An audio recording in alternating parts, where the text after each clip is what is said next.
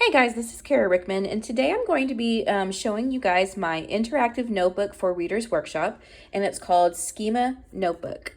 So what I typically do is I have an interactive anchor chart for my mini lesson, and then the interactive notebook follows the interactive anchor chart activity. So the template that you see in the notebook, the children have on their clipboards, and they all are sitting on the carpet with their clipboard and their pencil and their paper, their template.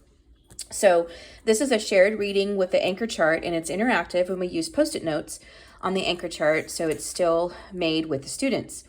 So I'm just going to go through the notebook, and I'm going to show you some of the examples of the different templates. This one is called My Text to Self Connection.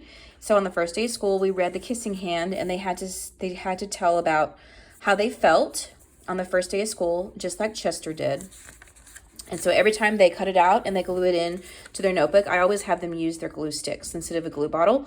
I like the glue sticks better because they don't, the glue doesn't run and doesn't stick together the pages as much. This was another interactive notebook that we did called Why Do Readers Read? And we talked about the different reasons why readers read. We read for information, we read for enjoyment, we read to learn something new, we read to follow recipes, and all the good stuff. This one is called How Do We Treat Books? We don't step on them, we don't get them wet, we handle them with care, we keep them in a safe place. This was an activity and a lesson that I did before they took home their new reading logs for the year. This one was for a writer's workshop, and this is called Write From Your Heart. And so they had to draw pictures of different things in their life that was very special to them. So they could draw their favorite pets, their favorite food, their family, their vacations, something that was dear to their heart. So then whenever Writer's Workshop came around with their stories, that they had something to refer back to in their notebook. This was Text to Self Memory Jar. And so we talked about our favorite memories for Text to Self Connection.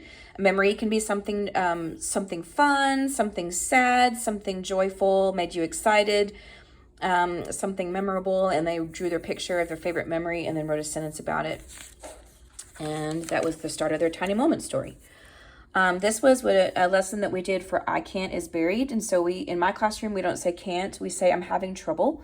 And so they had to glue on the sentences I can and I will, and can't is buried. So we read The Little Engine That Could with this story. And we talked about how we can't say can't anymore in a classroom. This was another Text to Self Connection with Watermelon Day by Kathy Apelt. They had to draw the picture of their connection and then write a sentence about it. I always have them write a complete sentence at the top with capitals and periods and spaces. This was when we started Writer's Workshop, and it says work on writing. What do we need for Writer's Workshop? We need a pencil, we need a diary, we need our schema, we need our finger spaces when we do Writer's Workshop. This was read to self. What does read to self look like, and what does it sound like? So whenever you read to self, you read quietly, stay in one spot, you work on stamina, and we get started right away, because then Mrs. Rickman pulls their guided reading group to the small group table. This was my sentence train. And so we talked about capitals and periods, how the engine of the train is the capital. The spaces between the cars are the spaces between the words. And then the caboose is the punctuation, the period, the exclamation point, and the question mark. And the cars are the words and the spaces between the words. So it's a good visual for them to understand what a complete sentence needs. This is what is your schema? So your schema grows every day. It's your part of your brain that your prior knowledge is in, all the things that you've learned when you were younger.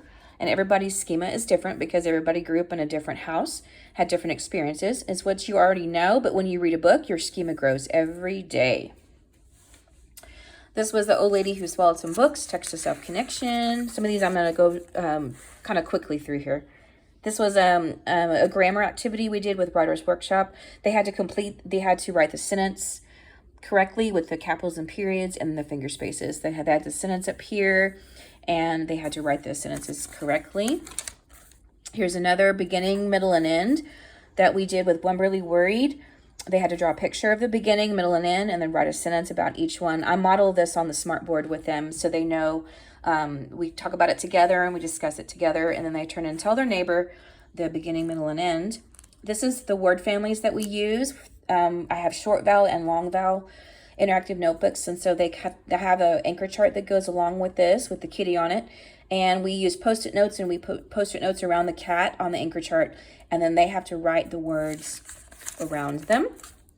Here's another beginning, middle, and end with Chester's Way. Beginning, middle, and end with Julius, the baby of the world. Beginning, middle, and end with Owen. I do a lot of Kevin Hanks at the beginning of the year. Here's another short vowel with the app family. So they had to write the app words around the cap. And again, that was from our anchor chart that they copied. This is when we started Tiny Moment Story. We talked about the big topic, the small topic, and the tiny moment. And what a tiny moment is more details than the small and the big topic. And this went along with the story of the Watermelon Day. Here's another text to self connection. Some of these I'm not going to go through because they're the same. Here's text to text connection. We read lots of Laura Numeroff. This is if you give a mouse a cookie, and they had to write their text to text connection. She drew a line in the middle here and talked about 2 different books that were the same. We read If You Give a Mouse a Cookie and If You Take a Mouse to School. Okay, this is text to world. We read Johnny Appleseed, and they had to draw the picture and then what it reminds me of. And then if you notice the little picture up here, this is the depth and complexity icon that we use for our mini lessons, if you're familiar with depth and complexity. This is another word family, the ig family. They had to write the ig words around the pig and color it. It was really fun. Here's another text to world connection. We read a story about apples. Here's one that we did all 3 connections. So we had text to self, text to text, and then text to world. And that one's kind of tricky because you have to review all the different connections that you need. Here's author's purpose. We talked about the depth and complexity with multiple perspectives.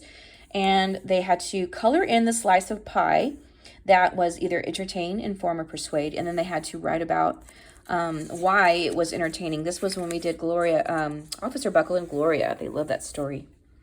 This is another author's purpose. Here's the multiple perspective icon. And they had to write a sentence about the multiple perspective, the author's purpose, draw a picture. Here's another author's purpose. Here's another word family for the UGG family.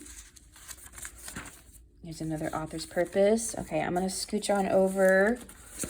We did a lot of I wonders with Schema. So with Inferencing, they have to ask questions, who, what, where, when, why.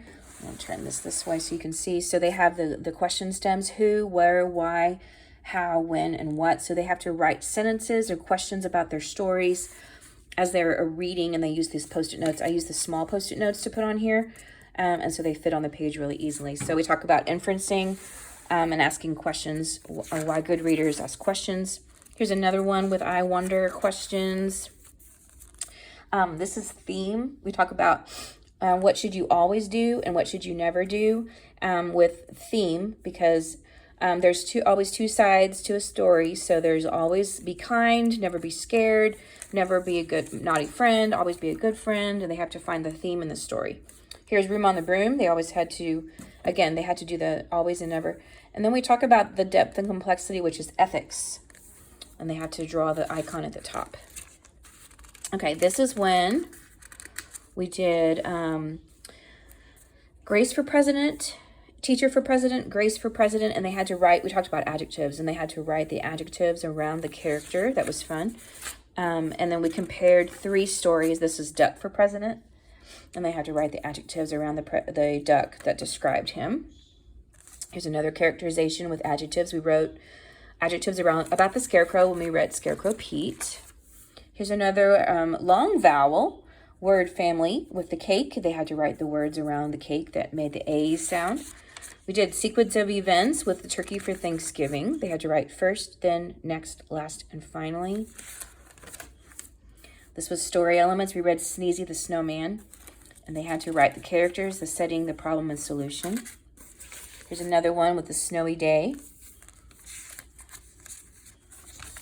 Oh, and then we talked about drama and how the different story elements of drama. We have a script, we have a scene, we have characters here, we have the stage.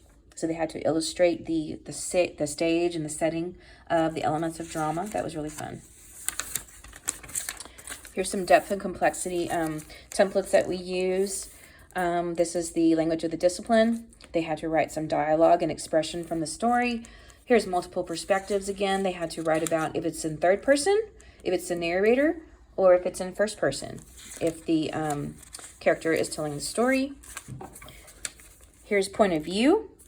They had to we compared 2 books. So they read The 3 Little Pigs and then the true story, The 3 Little Pigs.